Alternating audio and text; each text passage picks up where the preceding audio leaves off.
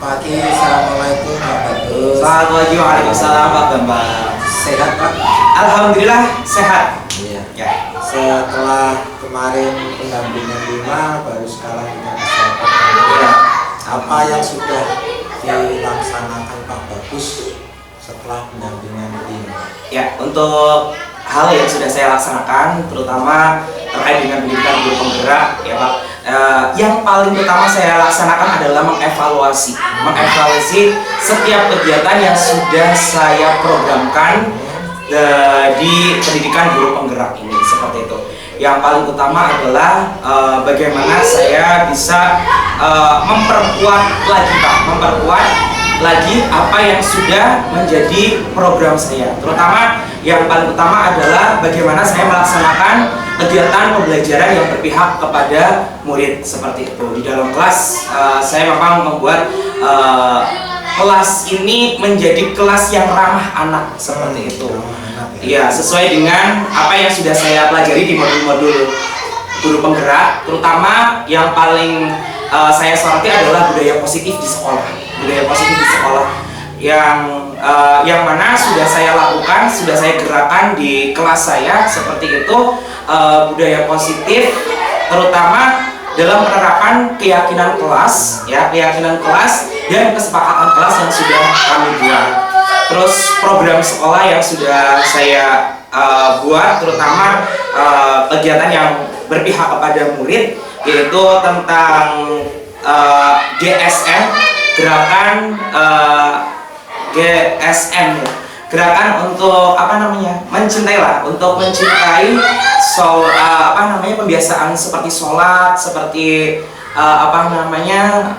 membaca tadarus Al-Quran dan seterusnya. Itu memang sudah dimulai dari kelas saya, dan sekarang alhamdulillah baik dari kelas 1 sampai dengan kelas 6 sudah saya buat bukunya Pak. Dan kegiatan yang berdampak kepada siswa ini setelah saya uji coba di kelas saya, dan alhamdulillah sudah bisa diterapkan di seluruh kelas mulai ajaran tahun baru ini, maksudnya untuk bulan ini seperti itu, setelah dievaluasi itu. Terus juga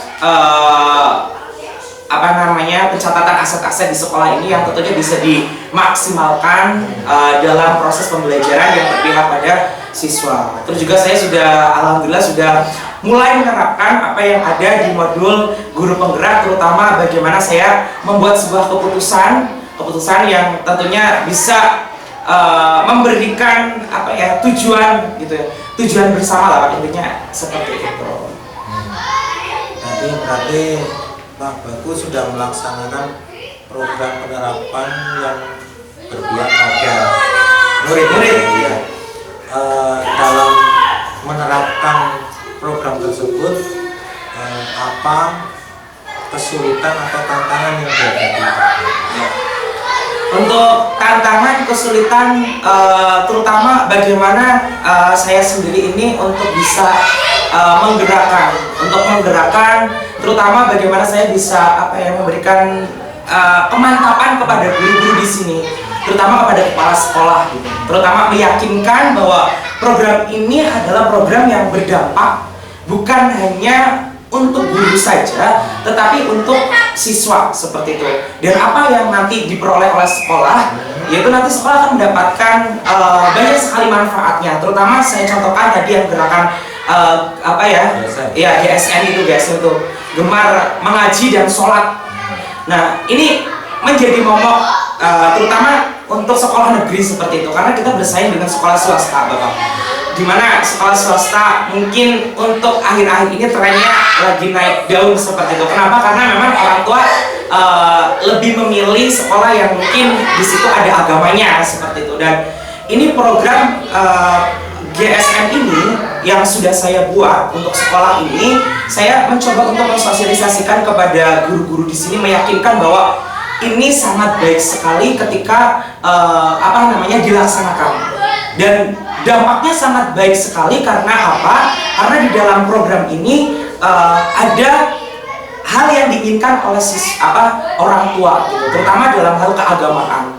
Yang mana dalam program ini ada pembiasaan sholat duha, ada catatan sholat wajib di rumah, dan orang tua mengatakan siswa kami ajak untuk bisa menghafalkan Al-Quran, terutama juz 30 Bapak. Dan nanti itu sudah ada kartu prestasi hafalan Al-Quran yang setiap hari Sabtu itu sudah dijadwalkan setiap kelas untuk setor kepada wali kelasnya masing-masing. Dan nanti ada tanda tangan mengetahui orang tua, mengetahui guru, seperti itu. Dan bukan hanya terkait dengan hanya amalan seperti amalan sholat saja, tapi di situ juga ada amalan-amalan yang lain, seperti ada yang akan saya canangkan adalah sodakoh gitu, dan nanti ada di Jumat berkah itu nanti ada sodakohan. Terus untuk pandangan rekan sejawat dan murid bagaimana untuk progres yang selama ini dilaksanakan sejauh ini? Ya, alhamdulillah ya, berkat mungkin karena kesabaran seperti itu, karena memang guru penggerak itu tantangannya luar biasa Pak. Karena bukan hanya kita harus pandai untuk berkomunikasi, mempengaruhi orang seperti itu. Kita juga harus pandai untuk manajemen waktu seperti itu. Dan mereka guru-guru di sini mulai tergerak hatinya. Kenapa? Karena saya memberikan contoh terlebih dahulu di kelas saya. Dan saya memberikan pembuktian bahwa setelah adanya program ini ternyata berdampak luas sekali.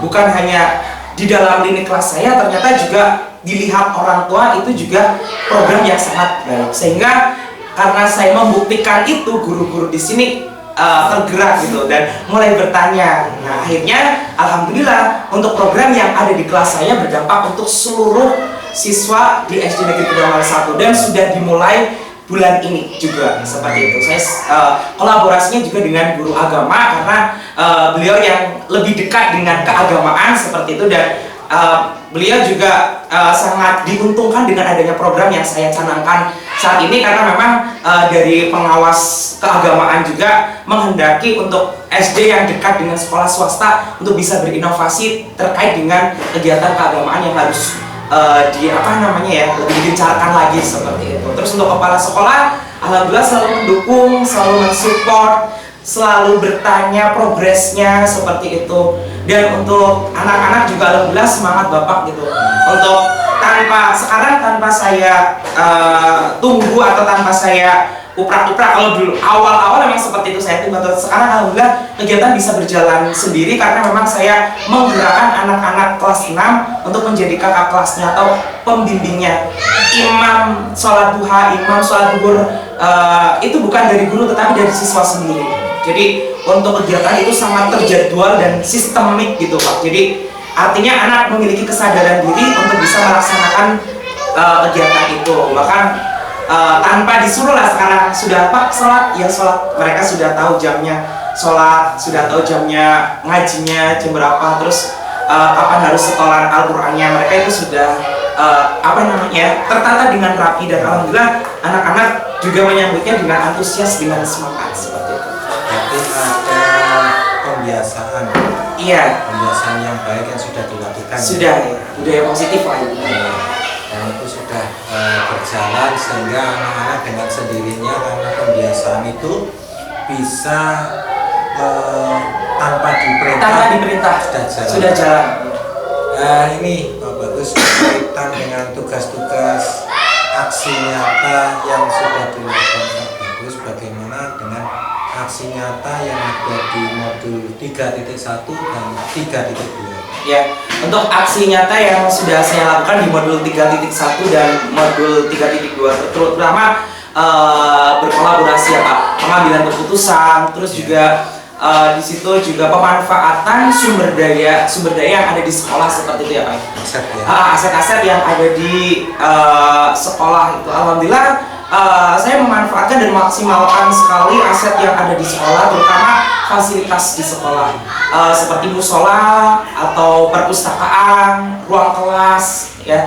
Saya betul-betul memanfaatkan itu. Saya juga berkolaborasi dengan pihak terutama yang berkaitan dengan kesehatan. Kami sudah berkolaborasi dengan Puskesmas Kroya 2. Kemarin banyak kegiatan seperti ada sosialisasi terkait dengan cuci tangan, terus gosok gigi. Nah, itu juga sudah mulai menjadi sebuah kebiasaan di sini seperti itu.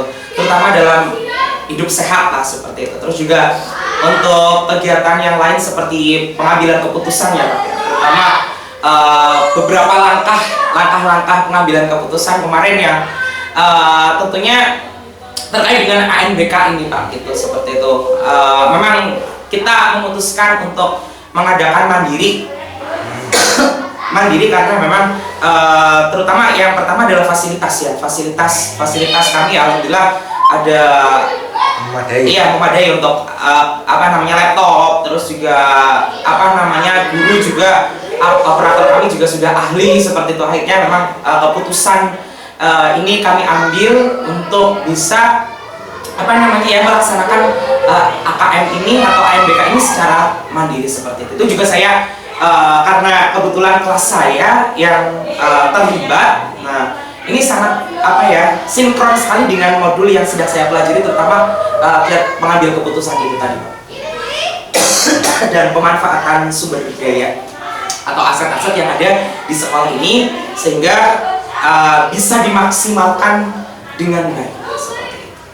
Untuk tadi pelaksanaan yang sudah dilakukan Pak Bagus, tugas-tugas itu, apakah ada tantangan kesulitan yang dihadapi? Untuk tantangan paling hanya manajemen waktu sih. Saya dari awal memang manajemen waktu karena memang luar biasa kegiatan guru penggerak ini, yang mana bukan hanya saya terfokus di guru penggerak, saya juga kemarin sempat PPG seleksi juga, terus juga ada kegiatan lain seperti membimbing siswa untuk ANBK gitu. Jadi memang manajemen waktu ini menurut saya masih menjadi tantangan saya. Terus yang kedua ya komunikasi untuk menggerakkan komunitas gitu. Karena memang kita sudah membangun komunitas di grup penggerak, maksudnya komunitas di ruang lingkup SD Kedawulan 1 Bang. Itu untuk bisa menggerakkan lagi terutama dalam hal komunikasi dan meyakinkan, itu juga masih menjadi tantangan bagi saya Pak. Untuk mengatasi tadi yang berkenaan dengan manajemen waktu, itu langkah yang dilaksanakan Pak Bagus gimana? Ya, untuk manajemen waktu sendiri saya harus pandai-pandai untuk membuat kayak rundown kegiatan gitu Pak. Jadi saya betul-betul harus memilih prioritas mana yang harus didahulukan dan yang mungkin yang mendekati deadline gitu. Biasanya saya dahulukan terlebih dahulu gitu, sesuai dengan jadwal yang sudah saya buat. Ya, jadi manajemen waktunya kayak gitu Pak. Jadi membuat rundown kegiatan sehingga ketika waktu pengumpulan yang harus cepat dulu yang gitu, saya selesaikan terlebih dahulu gitu. Jadi yang mungkin deadline-nya agak lama, nantilah setelah selesai yang ini. Saya juga sedang ikut pembatik. Alhamdulillah sudah sampai level 3 pembatik itu dari Kemendikbud ya. Karena saya juga perlu banyak belajar lagi. Ya, selain di guru belajar, untuk di pembatik saya juga ikut alhamdulillah sampai level 3. Ini kan sampai level 4 Pak. Ini saya sudah tahap level 3, sudah penutupan kemarin. Sudah tes juga ikut itu. Luar biasa ya waktu yang dikerjakan Pak Bagus. Memanfaatkan waktu seperti itu Pak. Saya juga sudah mengapresiasi ya apa yang sudah dilaksanakan Pak Bagus. Begitu banyaknya kegiatan tapi bisa terlaksana dengan baik ya. Tapi ya ingat tetap jaga kesehatan. Iya Pak, terima kasih. Ini kurang sehat ya. Iya. Sebenarnya sudah sehat, tinggal batuknya aja. Tinggal finishing. Iya, finishing. Insya Allah ya. Untuk fisiknya udah bisa lah, nggak kayak 2 minggu kemarin. Iya. Terus motivasi Mas Bagus ke depan bagaimana? Ya, untuk motivasi ke depan, karena alhamdulillah di guru penggerak ini banyak sekali pembelajaran Pak, terutama bagaimana memanajemen diri yang paling utama, yang kedua manajemen sekolah seperti itu, karena memang kegiatan guru penggerak adalah kegiatan kepemimpinan seperti itu.